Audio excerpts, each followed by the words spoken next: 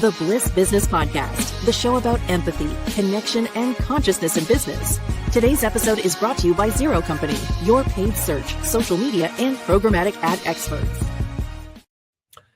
Welcome back to the Marketing with Purpose series. This is a segment of the Bliss Business Podcast where we explore what it really takes for marketing leaders to create impact that goes beyond the numbers. I'm Tullio, and in each episode, we sit down with marketing experts to explore their leadership approach, strategies that drive performance, and how they resonate with their audience. Together, we'll dive into what's working, what's not, and how purpose and empathy can transform the way brands connect with people. All right, let's get started. Today, I'm joined by Joel Bulger, Chief Marketing Officer of WOWorks, the platform brand home to 6 better-for-you fast casual restaurants, including Saladworks, Barberitos, Garbanzo, Simply Greek, Fruta Bowl, and Zeets. With an impressive 30-year tenure in marketing and brand development with the restaurant industry, Joel brings a wealth of expertise and a proven track record of fostering growth and innovation. Having previously held primary marketing roles of esteemed brands such as Coca-Cola, Darden Restaurants, Church Chicken, On the Border, Zaxby, Johnny Rockets, love Johnny Rockets, Wendy's International, and Focus Brands, Joel has earned a stellar reputation for his ability to drive guest traffic and enhance menu profitability. We're going to explore breaking down silos across teams and how aligning brand, operations, and strategy can unlock stronger performance across multi-brand platforms. Okay, I'm excited to dive in. Let's do this. So, Joel, before we dive in, I'd love to hear why was breaking down silos across teams the topic you chose to explore with us today, and what makes it so important right now? And first of all, Tullio, thanks for having me today. I'm super excited to be here. This is a topic that is very near and dear to my heart, right? Because at the end of the day, it's all about people. People think that growth comes from creative ideas, and it does in a way, but really where it fails is alignment. It fails in not making everybody aligned, not making people understand not only what you're trying to do, but why you're trying to do it. And that's probably, in my opinion, twice as true in franchise systems, right? Where, because if you look at all the departments out there too, you look at marketing and ops and finance and technology and everybody else who's kind of all involved in the game for you, they all have the same goal, or they all have the same thoughts, but are chasing maybe different goals, right? And or they're probably using different metrics to measure those goals. And so what we're trying to do at WOWorks with our shared services model is really create this team of people that really get along and really understand each other and are really kind of shooting for the same goals, and this constant source of communication where we like each other. I mean, I'm working for a bunch of people that I've known for a lot of years. I mean, my CEO, Kelly Roddy, I've known for almost 20 years. And it's so wonderful working for friends where you have that trust and you have that very deep relationship, and then you can apply it to work. But, when I think about franchisees, even when I think about teams within an organization, as they look at the leadership, if there's not that cohesiveness, if there's not that partnership, if they feel like there's, animosity or tension or friction between them, that's where confidence erodes. But when they see everybody getting along and everybody working together and having the same goals, that's when your internal team starts to blossom. That's when franchisees go, wow, these guys have a plan. And that's when the momentum starts, and that's when growth starts, in my opinion. So this is a very real topic for me because I try to live it every day. I love that. So key. And that always stems from the very top of the leadership, creating the friendship model, I like to call it. Don't call your company a family. Some family members are dysfunctional. Yes. Friends, they support each other, they celebrate each other, and they call each other out when they need to. So 100%. It's beautiful when you have that. And it's a reflection of a consciously evolved leader who doesn't need to make it all about them. So, all right, now, but let's get down to brass tacks a little bit about bridging strategy and growth, because CMOs are often pulled between near-term campaign results and long-term brand building. That's the constant tug and pull going on, right? How do you ensure your marketing strategy stays aligned with the company's growth goals, and where do you find the biggest friction points in making that happen? Well, I mean, if you look at short-term results in long-term brand building as sort of the two yin and yang, if you will, in my mind, they're partners. They're not competitors, and they shouldn't be, right? Because when you're trying to do short-term goals or LTOs or marketing programs, it should reinforce whatever your long-term brand strategy and your brand equity is. It shouldn't, not just borrow from it. It should really be a pillar or a pylon underneath it that supports it. I mean, the biggest friction that I've found, Tullio, is probably measurement, because when you're looking at short-term projects versus long-term objectives, teams will optimize what's easiest to track and instead of what creates that lasting value. And so, what you want to do is really say, hey, the reason, and in the beginning of a program, the reason that we're doing this LTO and the reason this supports Barbaritos, we did a birria promotion, and it's like, it is so hot and it is on trend, but it's also great for your customers. And it's an incredible growth brand for us. But we also need to ensure that our regular customers, people that come in 2-3 times a day or week, have something new to try, and they go, wow, this brand really understands that I need something different and edgy sometimes. And so my goal is always kind of trying to translate those growth goals, what I'm being asked to do, and also what I'm trying to do with my team, into shared metrics so that I can work with operations and say, here's your piece of it, and IT, here's your piece, and HR and finance and everybody else. And so it's just that alignment. I mean, if everybody, I always say, if we all take off together, we all land together, right? If we understand what their goals are from the beginning, then there's no surprises at the end. I want to take a quick opportunity to give a tip to maybe new incoming CMOs. Maybe it's someone who's been a VP of marketing. Anytime a company's so focused on the short term, run. Yeah. My idea is that the long term will become the future short term.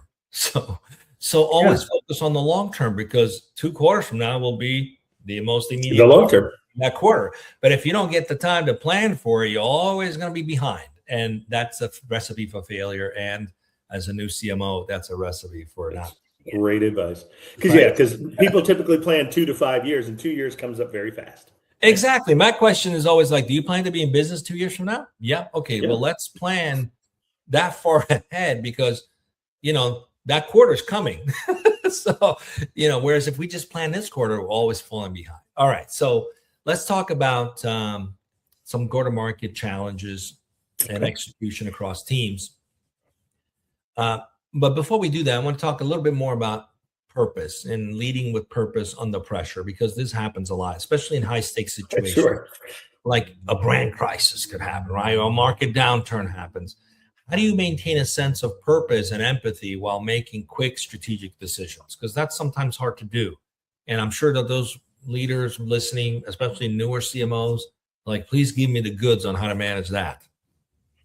Yeah, and I'm glad you bring up new CMOs or new leaders in marketing, because there really it is learning. I mean, and it's taken me a 30-year career to figure out how to do this best. But the short answer for this is, in pressure situations, clarity matters more than speed. It's like, there's an old adage, and I don't know who to attribute it to, but it's like, if you have time to redo it, you had time to do it right the first time, right? And then the other thing is, fix the problem, not the blame. It doesn't matter what happened. You are where you are in the situation. So worry about how you got there later and who to hold accountable. But in the short term, in high pressure situations, everybody just relax and start solving things one bite at a time, for the old elephant thing, right? And so, but then purpose becomes the filter, and it's not about people anymore. And it's like, as we go through things, is it eroding our brand equity, or is it building on our brand equity, right? Mm-hmm. And then the other thing that I always tell my team, that the day I start with every team I've had for the last 25 years that I've led, is I always tell them 2 things. I never want to be surprised, right? So Kelly Roddy, my CEO, should never walk down the hall and say, hey, Joel, I heard such and such went wrong. What's happening? And I don't know anything about it. So that's rule 1. I never want to be surprised, and I make sure Kelly's never surprised. And then the second thing is, fail fast and fail forward. And I learned this back in my Coke days, but it's like, we're in marketing. We are trying new things. If you're doing your job well, you are sticking your neck out and you're following trends and you're trying to do things, but they're not all going to work. And so if it doesn't work, don't take the ship down with you. Like, just accept it, walk into my office and say, you know what, we tried this and this it's not going where we want it to go. And then we'll say, okay, back to the get out of jail free. What'd you learn from it? Let's make sure we don't do it again. And then let's cut our losses and move on to the next thing, right? Don't tank any more resources. But, absolutely. Whether you're a new CMO or an old CMO, here's another tip. Get a coach. Have a mentor. Let's talk about that a little bit. I know that you like doing that. Maybe share a little bit of that. How does that? Yeah, I was very lucky. I came up pretty poor as a kid, and I was one of 7 kids on a police officer salary. So whatever you imagine, it's probably that and worse. But I put myself through school, and then I was very lucky. I had some mentors early on in my career. I started at an ad agency, but I would also encourage a lot of new marketers to do that because it gives you a lot of perspective on how to work with partners. But then as I got into, I had friends help me get into Coca-Cola. And then from there, I launched my career in the restaurant space and through some wonderful companies. But because of that, I try to mentor people, and I have for the last 25, 26 years now.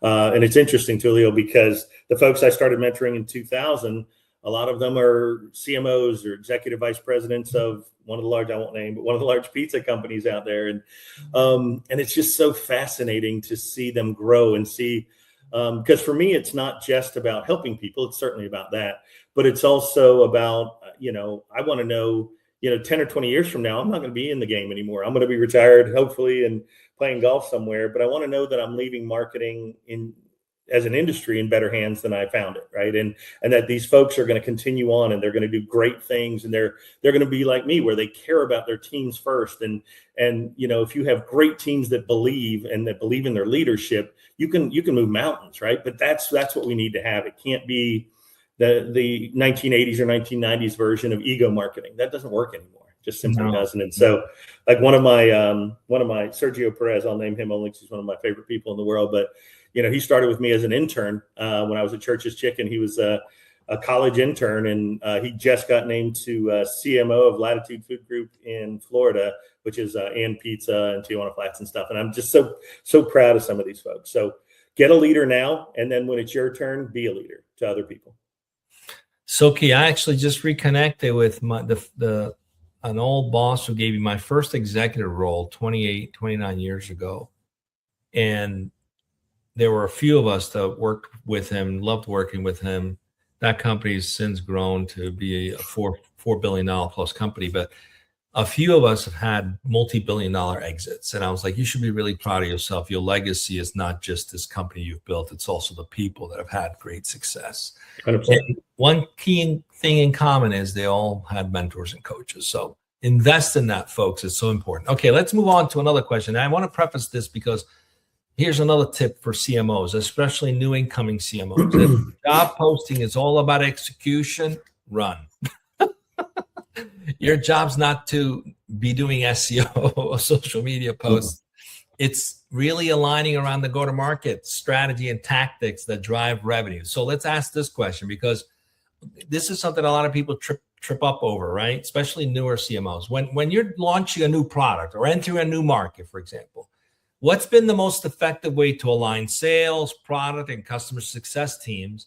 And where does that alignment tend to break down? And by the way, that's a hint. That is really the job of a CMO to do that work. If your job description doesn't include that, that's not a CMO job. Run. Okay, tell us, what's worked for you in doing that? In aligning teams, the biggest thing is, first of all, I'll take either a new market or right now we have a new situation, right, at WOWorks. I'll take that situation, for example. We're in the restaurant business. We're in the dining out business. And right now with GLP-1, for example, there's a lot of folks. I mean, I just read something in Fortune magazine recently that 12% of Americans are on a GLP-1 type product. Well, that's 1 in 8 people. That's a lot. But also the article went on to say that of those folks that are on it, 57% are saying I'm dining out significantly less. Well, that's a big deal, right? And that's a shot to restaurants. You're just not hungry when you're using GLP-1s. That's right. Well, it's not different than when Atkins was a big deal back then. And you saw what, we had different brands like Krispy Kreme had struggled during Atkins time. But, for me, it's like, okay, so that's the situation. First of all, follow the trends enough to know the situation. Second of all, then say, all right, I got with my team and I said, well, folks, we're in a very fortunate and unique situation that a lot of folks aren't, because I have 6 healthier for you brands. I can GLP all day long. We just haven't been positioning it that way.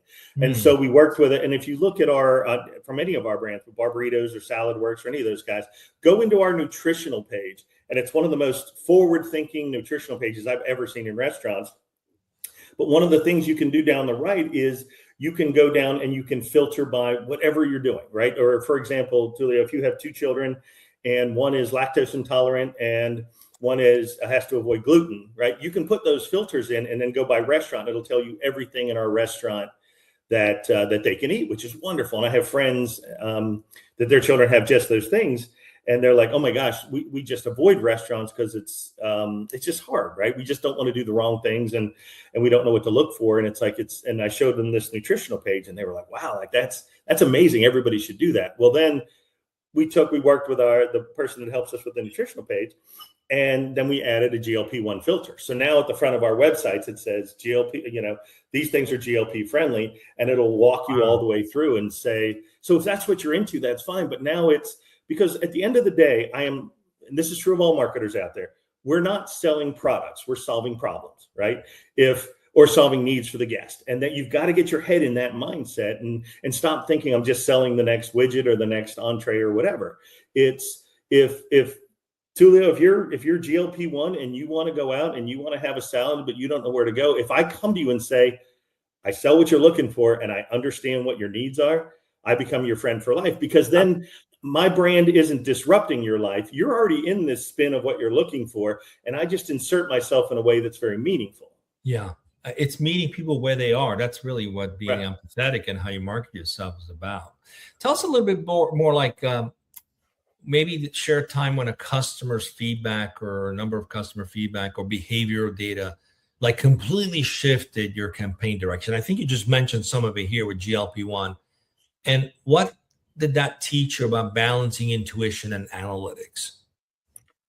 Yeah. I mean, first of all, customer feedback is vitally important. And as a CMO or as anybody out there doing marketing, make sure you have multiple resources and that somebody's really going through them every day. Understand what your customers like and dislike, understand what they're after, understand, flavor profiles and trends that they're in. But, customers, they respond all the time and they react to portion size. Customers react to ingredients. But the biggest thing is sometimes things, I guess the biggest times customers have pushed back is when you have some product, some LTO that they absolutely love, and then you have to take it away. That's the L in LTO is limited time offer, right? And so, and I've seen, sometimes it goes away forever. Sometimes it goes away for a cycle or two or a year or two.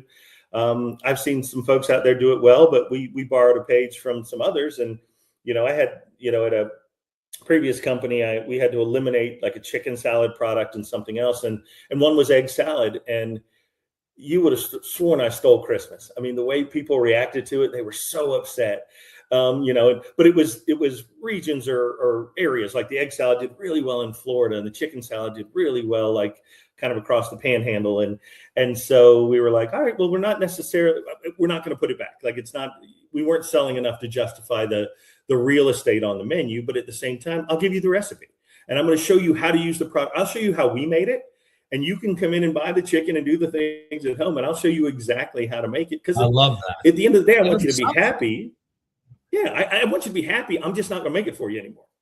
Yeah, I love that. Like, because you're still solving you're still caring for the need. The need didn't change, and this is where like the data doesn't always tell the story, because there's a lot of talk about being data driven. That's good to a certain degree, but then the data only tells you the outcome. It doesn't tell you the intent or the motivation. That comes from human connection and listening to actual feedback like that. So that's a great example. Like, okay, we decided to abandon a certain menu item, but we still listened to the need of the customer. So we gave them the recipe. I love that. That's listening. That's being empathetic. I love that. Okay, you can still make changes and still serve clients too. Beautiful. All right. So, but plus it gives them a little peek under the tent, because anytime somebody gets there's so many knockoffs from restaurant recipes out there. But if I give you the actual recipe, you feel like you've gotten a peek under the tent within our brand that you love. And so now you're even more engaged. Yeah, you got the secret sauce. 100%. Awesome. 100%. All right. Let's continue on. What's worked best for turning marketing into a revenue driver at your company? And where do you still see gaps for like the way you use CRM or lead tracking or sales alignment that makes it harder to measure success sometimes? Yeah, I mean, at the end of the day, I'm in the traffic business and the sales business. I mean, what we always say is, while I look at comp sales every day, if a good rule of thumb is watch traffic. If you fix, unless you're doing deep discounting, which most people aren't, if your traffic goes up, everything is solved. All your problems are solved, right? But my job is, I have to own, unlike other departments, which own part of the customer journey, right? I have to own the whole journey. I have to own the welcome journey. When you first come in, what does that look like? And what do I give you? I have to know your birthday. I have to understand but I even look at POS, and I have to look at the day parts. If I know, Tullio, you always come in at lunch on a Wednesday at 12:30 and you bring one other person with you. Well, I know, I'm beginning to know a lot about you, right? And then over time, as I send you text or SMS, if you reply to email or loyalty, or you do local store marketing things with us, or you reply to an LTO or whatever, I picture customers for me in the center of a spider web, right? And all these things feed back into the center. So over time, the story of Tullio, or the story of any customer, becomes very obvious.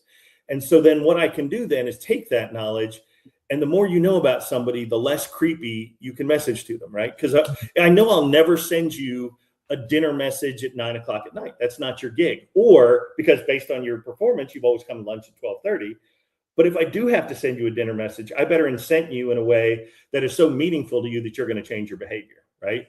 Or if I want you to bring in 3 people instead of 1, I better say buy 3, get 1 free. And then you're going to go, wait a minute, I do have 2 more friends, right? And so it's really, but for marketers, we own loyalty, we own CRM, we own local store marketing, we own the personalization. As I said, you better own the customer feedback, right? And so we drive revenue by really understanding the guest and then reapplying that back to whether it's the LTOs, but especially loyalty and social, and that careful balance on social of trying to stay on trend with what's going on, and then the still being meaningful and relevant and not cheesy, right? And so it's what I heard very clearly, you got to listen to the signal and then translate that signal into meaningful business impact. And the listening of that signal is engaging and paying attention and taking notes and then giving people what they need. I love that. All right, let's keep going. We got 2 more questions as we're wrapping up here.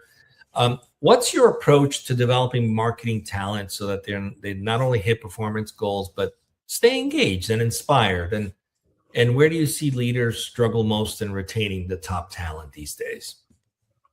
You can do a lot of the trite stuff about putting people in the right seat, but if you're hiring well, the biggest thing I think is nurture, the newer folks on your team, nurture them and help them understand. For the more senior folks, give them the leadership. I mean, too many people lead by leading, and it's like, it's not my job to lead. I have 3 vice presidents on my team right now, and they need to manage their teams. They need to understand our strategy collectively, what we're trying to do. And then it's like, how are you going to get the best out of teams? Constant communication. I can't remember the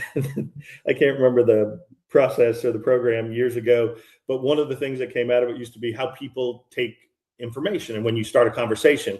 And there are people, and you'll find different people on your teams or different ways, but there are people that need the first 3 minutes just to talk about family and life, and they can't get right into business, or it's off-putting for them. And it was called "How's your mom and them?" So you have to talk like, "Hey, how's your mom doing? How's your family? How's your kids? Everybody good? Okay." And then we can get into work. There are other people that can't stand that, right? And so they want to get right into the work. And it's like, we can talk about personal stuff once the work's all done. And so, but when I talk about listening for my teams, I created something a number of years ago, and it's not a copyright infringement, but it was taken off of the old Monopoly game, get out of jail free card. And the idea was, how can I make every single person on my team, every single person on my agency teams feel heard? And so what we did is we created this program where at the beginning of the year, well, typically September before the next new year, we'll have our big strategy meeting. And I would give everybody 2 get out of jail free cards where the back is blank. And the idea is throughout the course of the next 12 months, I want every single person. And in that particular case, I had probably 10 or 12 people on my personal team and another 20 on the agency team, or let's say 10 and 20 just for easy math, right? And so those 30 people each got 2 cards. And over the course of the year, I needed 60 big ideas from them. And when I say big, anything that required resources, time, talent, treasure, right? And so they would come back and they would write it down. And then each quarter we'd have our follow-up strategy meetings. And then we'd go through the ideas that were submitted and say, this one makes sense. Let's give it a roll. If it works, that's great. We'd write it up, talk about success. And then I had windows on either side of my door in my office, and I would tape them there. And if it didn't work, you had to write what you learned and then write, kind of why we wouldn't do it or why it didn't work, what you learned, and then we move on. But can you just imagine in that scenario I just gave you getting, 60 great ideas a year, right? Or 60 great ideas a year. And not all of them are going to be good, but if you had 5 breakout ideas a year from your team, now, so 1, you have great ideas. 2, everybody's listened to. 3, everybody says, man, my opinions really matter. And I'm just as equal as everybody else on this team for bringing big ideas to the company, right? And so it's very empowering when people feel heard. The other thing I would say is, and I say this, if you do nothing else as a marketer, family first. If you tell your folks what their accountabilities are and you tell them and you agree on timelines, then I don't care if you take your kid to the doctor, your dog to the vet, your car to the shop. You do what you have to. You're not punching a clock with me because you know when things are due. So make sure you put people first. Make sure they have lives. And the great thing about the world we live in now, where we're mostly virtual, is people are going to have to do things. But if they feel like they're not being judged every time they go to a doctor's appointment, then you get the loyalty from them because they feel like you understand them better. So be a great leader by letting your team be great. Love it. All right, final question here, and we're wrapping up today. How do purpose and empathy shape the way you approach marketing today? And maybe share a quick personal story of like where your work had a meaningful impact on either a customer or an employee. We'd love to hear about that. Yeah, absolutely. And we touched on it a little bit, but empathy is everything, right? And it's, if you understand your guests and you're solving their problems, then you become a brand they can't live without. Right. And because then you're not just, because the whole thing for restaurants, especially, is you have to get in that 3 restaurant consideration set in each category. If you say, let's go get Mexican, there's 2 or 3 brands in your head. You have to be in that list. Right. But if folks feel like, well, they understand me, and loyalty does part of that, part of how you brand message does that, part of how you interact with your communities. Right. If I'm in Johnson City and I see a Barbarito sign on the ball field at my little kids' Little League field, I know that brand cares enough to at least try to do that. So there's a lot of ways to show empathy. I had a story, a really interesting story. This just happened probably a week ago, 10 days ago. But I got a call from a care nurse at a hospital. I won't say the city. I'm sure the HIPAA laws would deter that anyway. But and she was saying that she had a patient, and this patient was battling some stuff, but was getting better. But a lot of their family came into town. And we're there to support this person. And so they said, is there anything you could do? They said his favorite meal is Barbaritos, and he's got all these people at his house, but he's in the hospital. So is there anything you can do to help? Even if you could get a discount or something, we could help. And so, and it's funny because she sent this note and it circulated around her office pretty quickly. And then so everybody was jumping in and like, oh my gosh, we're going to make this big. Right. And so I called the franchisees in that part of the country, and they couldn't wait to do it. And they're like, oh, no, it's free. No, we'll get this covered. And, and it just became one of those things where it mattered. Right. And the fact that this guy said that we, at a place that he's at, and I'm going to get emotional, but the place where he is in his life, that our brand mattered enough where he's like, this is how I'm going to show my love to the people that are coming in to show love to me. And then to get my franchisees to step up and say, we got this. Well, you tell me how many people and we'll be there with bells on. It matters. And so I guess this will always be an emotional game. Marketing and especially restaurant marketing will always be, your customers matter so much because they can go a million places, and you need to never forget that. And then with the franchisees too, never forget that I love my franchisees. They're betting everything on you. They're betting their kids' education fund, their life savings, and all their time and energy, and those things matter. So focus on your guests, focus on your franchisees, focus on your strategy, and put people first. Those are the biggies in this business. It's clear that listening, caring, and then giving people a way to share their big ideas and is key to breaking down silos across teams. So we've heard that very loud and clear, Joel. It's been great to have you. Thanks for joining us on the Marketing with Purpose series. I hope today's conversation sparked new ideas for you on how you can align strategy, execution, and purpose in your own work. If you found value in this discussion, like, subscribe, and share it with others. Let's keep the conversation going. And remember, great marketing doesn't just sell, it serves. See you next time. That's it.